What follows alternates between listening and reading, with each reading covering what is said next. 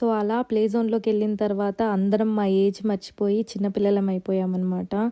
అన్ని fun games ఆడాము, అక్కడున్న ప్రతి గేమ్ని ట్రై చేసామన్నమాట. ఇంకా అంతసేపు అంత హ్యాపీగా టైం స్పెండ్ చేసిన తర్వాత మళ్ళీ సాడ్ మూడ్ ఎందుకు ఉంటుంది చెప్పండి.